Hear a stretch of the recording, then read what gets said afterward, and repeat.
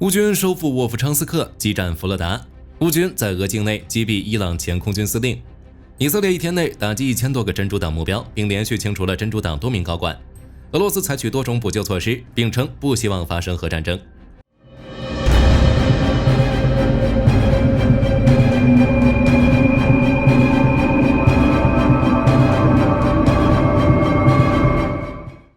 首先是世界各大战场消息。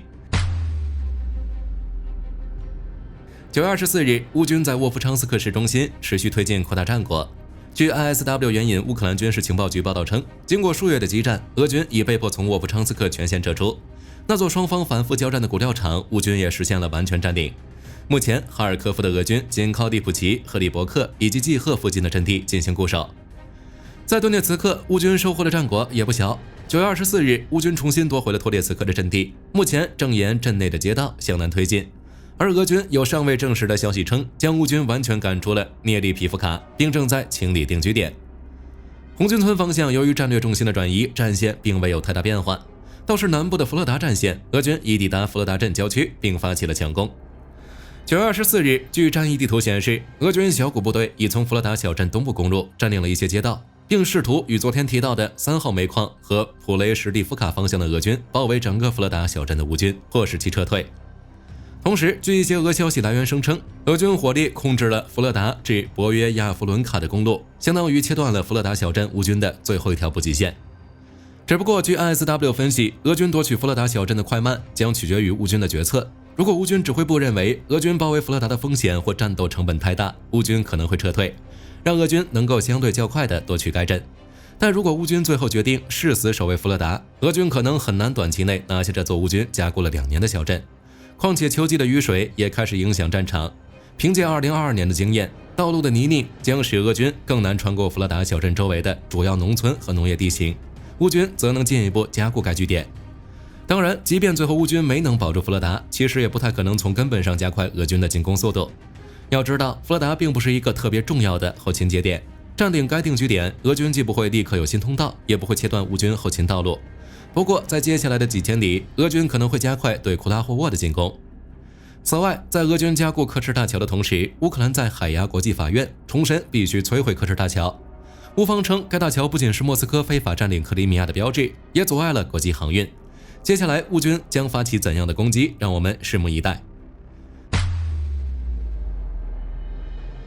整个库尔斯克形势目前已经很清楚，乌军继续向格卢什科沃和斯纳格斯特推进。同时利用塞姆河天然屏障试图关上缺口，反包围俄军。9月24日，乌军在维肖洛耶东北部取得了一些进展，同时从斯维尔德蒂科沃穿过斯纳格斯特河向达里诺推进。在昨日交战过程中，一架乌军无人机发现俄军装备有 BOK-M3 的防空部队正在车辆当前阵地，于是乌军无人机导引临近的海马斯对该阵地进行了精准打击，最终成功将其摧毁。此外，据俄军事博主罗曼诺夫称，俄军缺乏补给，已经开始在克列涅夫斯基区进行大规模抢劫。由此可见，俄军对库尔斯克的所谓大反攻已于之前陷入了停滞，而乌军正在库尔斯克多地试图突破俄军建立的屏障工程，并拆除更多的俄军据点。值得注意的是，自去年哈马斯发动袭击后，乌俄战争和中东混战的联系与影响越来越密切。这不，有最新消息称，乌军在近日对俄罗斯特维尔州的大规模袭击中，除了摧毁托罗佩茨弹药库外，还击毙了伊朗的前空军司令阿齐兹·纳希尔扎德。结合近期伊朗向俄军转让法塔赫360导弹的消息，阿齐兹·纳希尔扎德因此被指为是伊俄的中间人。目前关于阿齐兹的报道还没有得到伊朗和乌克兰方面的回应，具体消息有待证实。但早些时候，美国方面已承认，伊朗向俄军输送了大量的法塔赫360弹道导弹，并放出了俄罗斯船只接收导弹的画面。不过，伊朗方面始终表示没有向俄军提供武器，甚至其总统佩泽什基安公开否认了对俄罗斯的支持，并称已经准备好同欧美就俄乌问题进行谈判。另一方面，在中东地带，以色列国防参谋长赫尔奇·哈勒维正式宣布，以军发动了北方之剑行动，并暗示对真主党的攻击还将继续。据最新消息显示，以色列对黎巴嫩的打击还在升级，并连续清除了真主党多名高管。据 Knews 报道，在过去1天内，以色列就向真主党的1000多个军事目标发动了袭击。报道甚至表示，真主党几乎有一半的中远程导弹都在昨天被摧毁。目前以色列官方尚未公布具体战报，该数据有待进一步验证。但以军对真主党的打击力度却有目共睹，像真主党在贝卡谷地的火箭基地就遭到了以色列的重点关注，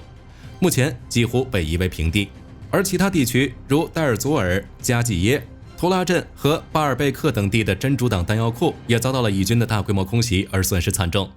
这次袭击有可能会刷新自2006年以来真主党遭受打击程度的记录。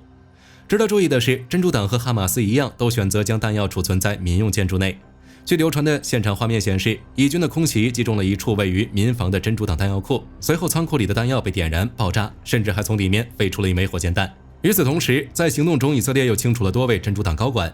如战地指挥官哈桑·阿马哈兹、谢赫里亚等人。除此之外，据以色列军方电台的报道，在昨天的空袭中，以军还锁定了真主党的3号人物阿迪·卡拉基。据悉，卡拉基是真主党南部战线的负责人，在舒克尔和阿基勒死后，其已是目前真主党仅存的资深指挥官。目前，卡拉基生死未卜，相关消息有待进一步披露。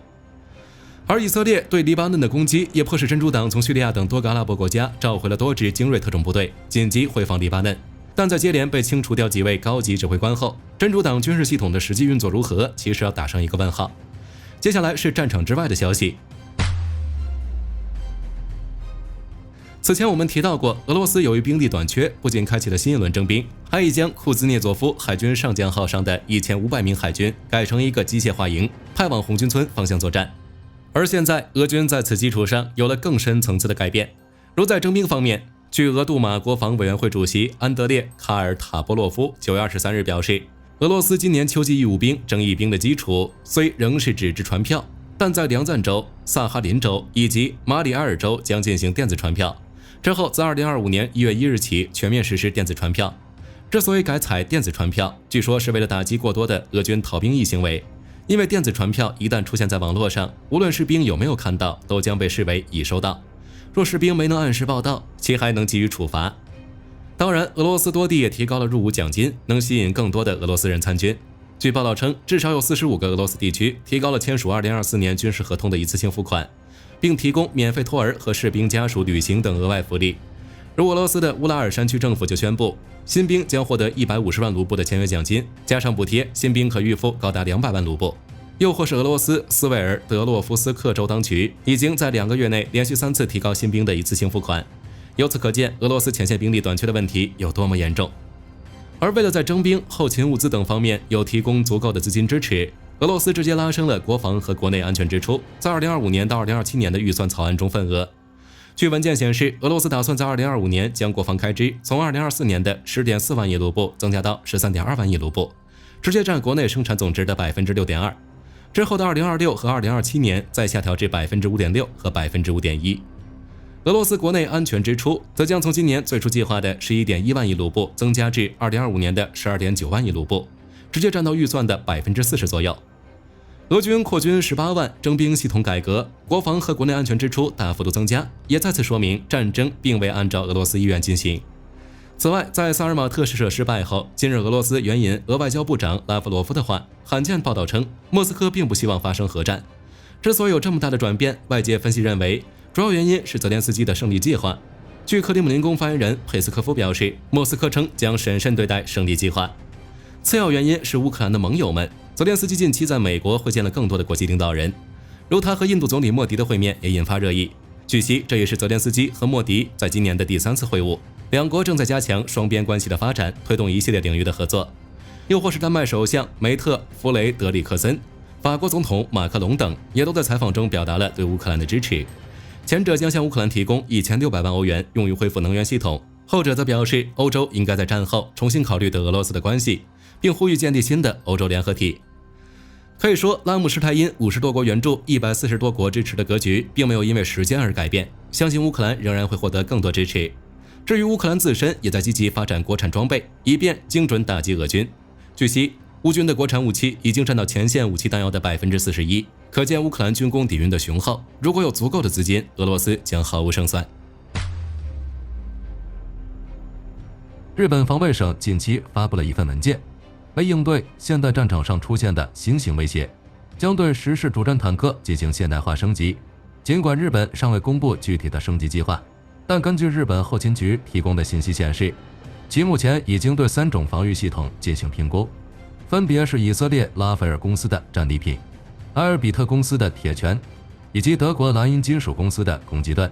后续可能会从中筛选出心仪的防御系统，以供时式主战坦克进行升级。此外，日本还计划购买300套康斯伯格公司的 RS-76 遥控武器站，该武器站搭载有先进的传感器，并配备了30毫米加农炮，具备应对各种威胁的能力，可能会被集成到时式主战坦克的防御系统中。另一方面，由于74式主战坦克退役，导致日本在坦克数量方面出现不小的缺口，因此其还将继续生产全新的时式主战坦克，总数量暂定为300辆。据乌克兰防务快报报道，伊朗在近期的阅兵仪式上，首次公开展示升级版沙赫德136B自杀式无人机，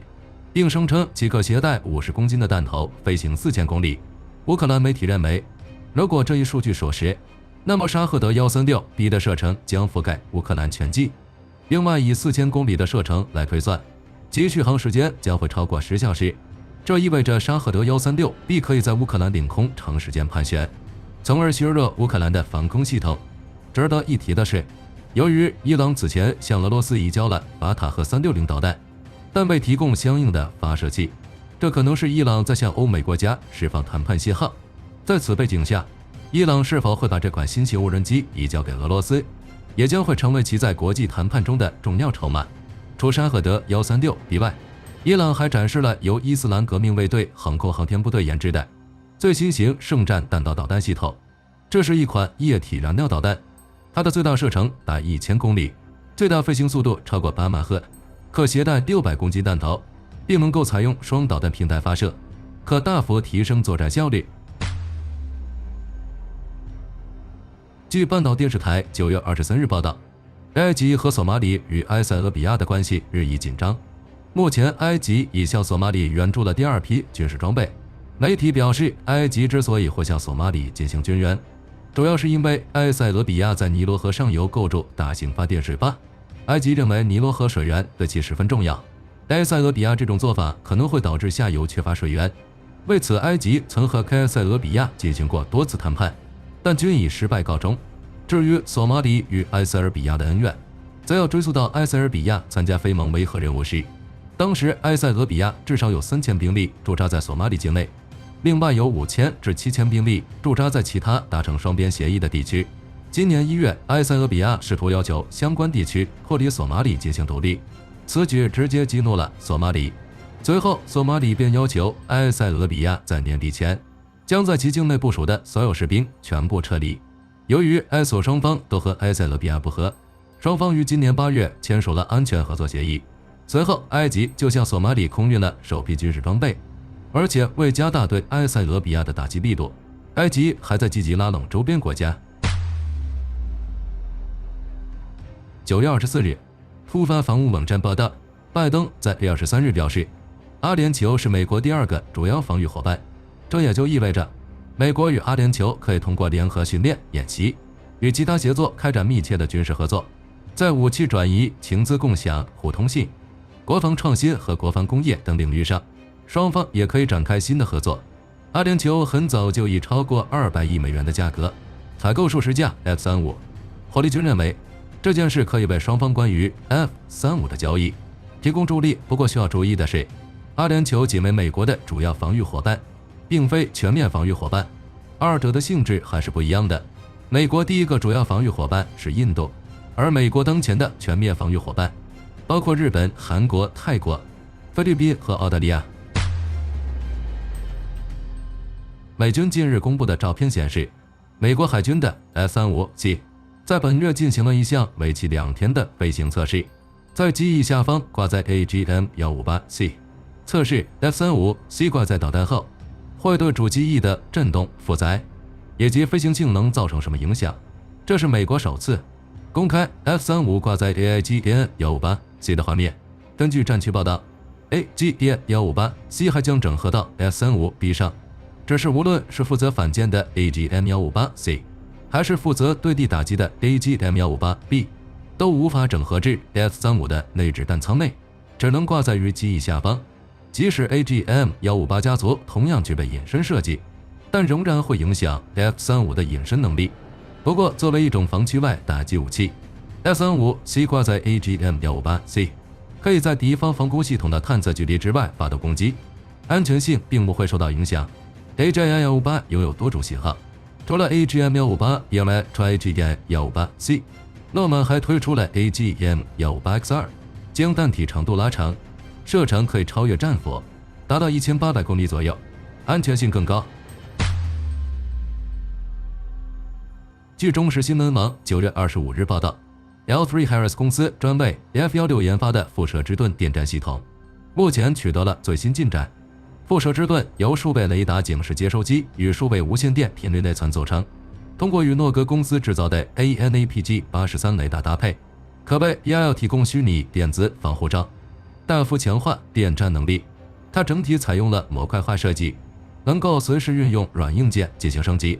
以确保战机持续获得电站技术优势。此外，辐射之盾还具备体积小、重量轻等优点，可安装于 F-16机身内部，无需占用机腹或其他挂架空间。目前，辐射之盾已经采用外挂吊舱模式，在 F-16上完成了初步测试，后续将于年底前采用内部安装模式展开飞行测试。如果数据达标的话，将会在明年进行批量交付，届时将会配备在各国采购的 F-16 Block 707二战机上。9月23日，美国国防合约管理局对外宣称，韩国海军日前已正式接收第一架 MH-60 而反潜直升机，这是韩国继今年7月接收 PAK 反潜机后，再次接收新型军备。据悉，这项采购计划始于2019年8月，当时美国国务院批准韩国采购12架 MH-60 而反潜直升机，总金额约8亿美元。关于 MH-60 而反潜直升机的出售计划，美国国防合约管理局有着明确规定，其会根据客户的需求采用定制型改装服务，先前已为澳大利亚、丹麦、印度、希腊、挪威和西班牙定制，韩国自然也不为例外。韩国该型机搭载有多模式搜索雷达、低频声呐多频谱目标获得系统、MPL6 多功能信息分配系统、反潜声呐浮标以及敌我识别系统等，预计会在明年全数交机，届时可显著提升该国的反水面、反潜战能力。9月23日，挪威国防物资局对外宣称，已与康斯伯格公司签署了一项协议，将为乌拉级柴油动力攻击潜艇进行延寿，使其能够服役至2030年代，总价值约为 4.36 亿挪威克朗，约4189万美元。乌拉级潜艇是挪威皇家海军现役的唯一型号潜艇，它全长59米，宽5.4米，在浮航状态下的排水量为1040吨，水下排水量为1150吨，全舰编制人数为21人。在动力方面，主要依赖于传统柴动系统，水面航速约每小时20公里，潜航时可达每小时42公里，续航距离约为9260公里，潜航深度200米。的武器方面，配备有8具533毫米鱼雷发射管，以及14枚 DM2 备散鱼雷。目前挪威暂未公布延寿计划的相关细节，不过据已公开信息显示，挪威还和 TKMS 造船厂签约，正在建造4艘排水量达2500吨的 TYPE-21CD 攻击潜舰。这些新潜舰将配备新型水下崛起系统，能够大幅延长潜航时间，预计最快将在2031年成军服役，那届时将会陆续取代乌拉级潜舰。9月25日，根据媒体表示，美国知情官员透露，五角大楼计划在泽连斯基访问美国期间，宣布向乌克兰提供价值80亿美元的军事援助。目前，拜登政府正在与国会进行紧急讨论，以便能让国会在9月30日的联邦财政年度结束之前，动员56亿美元的军事援助资金。好了，本期视频到这里就结束了。大家对世界各大战争的局势有什么要补充的，欢迎在评论区留言讨论。我是火力军，下期再见。